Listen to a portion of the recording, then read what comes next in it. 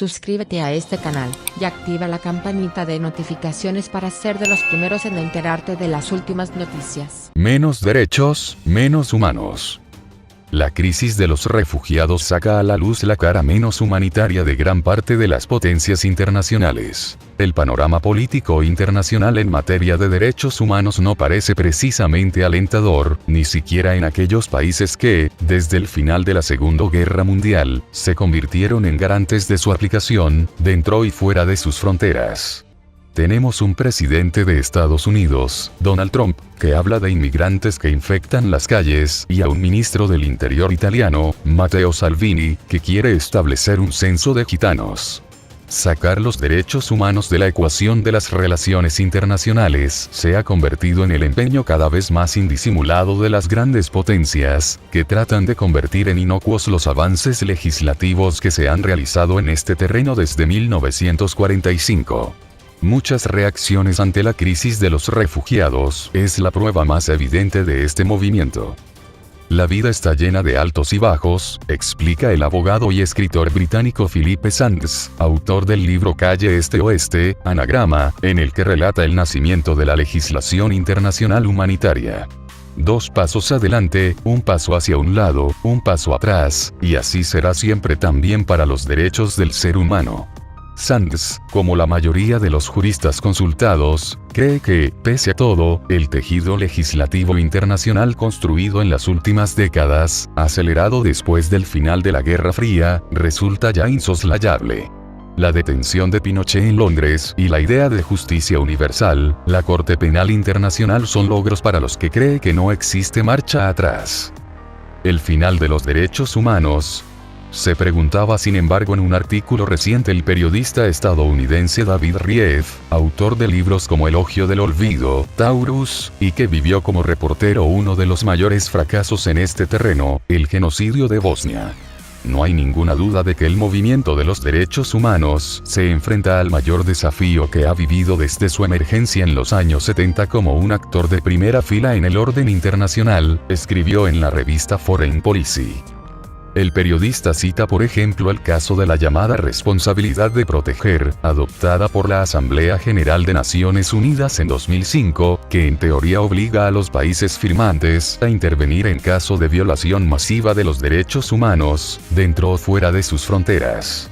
Desde entonces, sin embargo, han tenido lugar atrocidades a destajo en Siria entre muchos otros países sin que, básicamente, nadie haya movido un dedo.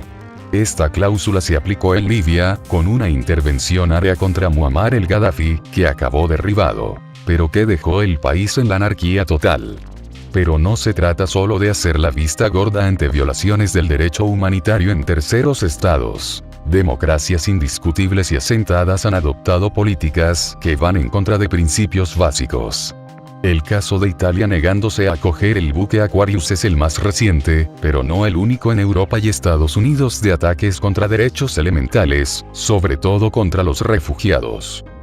Dentro de este movimiento se sitúa también la retirada, el martes, de Estados Unidos del Consejo de Derechos Humanos de la ONU. Forma parte de una serie de organismos que se han ido creando en los últimos años para proteger los derechos humanos.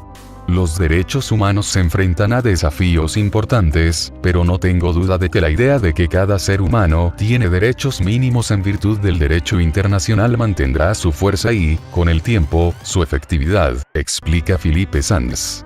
Este no es el momento de inclinarse ante los venenos del nacionalismo y el populismo que están circulando una vez más por las venas del mundo. Cuando se trata de relaciones entre estados, los derechos humanos quedan muy atrás con respecto a intereses económicos o geopolíticos. En otras palabras, organizaciones como Amnistía Internacional y Human Rights Watch, o toda la prensa mundial pueden publicar decenas de informes y reportajes sobre las violaciones de los derechos humanos de Arabia Saudí, Egipto, China, pero sus efectos sobre la realidad sobre el terreno serán mínimos. Pero eso no significa que debamos resignarnos, como explica Koldo Casla, investigador asociado en la Universidad de Newcastle y autor de una tesis doctoral en el King's College de Londres sobre este tema. La mayor parte de los analistas en relaciones internacionales sostienen que defender los derechos humanos es incompatible con el realismo político. Pienso que hoy nos vemos forzados a reconsiderar esa postura en este mundo de creciente nacionalismo, donde las legitimidades se anclan en lo local y donde muchos desconfían de unas supuestas élites cosmopolitas.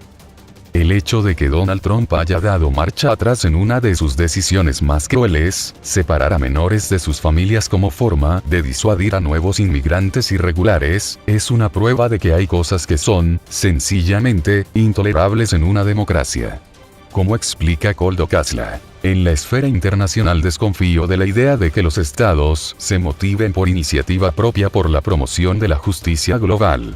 Ahora bien, pueden sentirse impelidos a hacerlo en tanto en cuanto se lo exijamos los ciudadanos en la esfera nacional.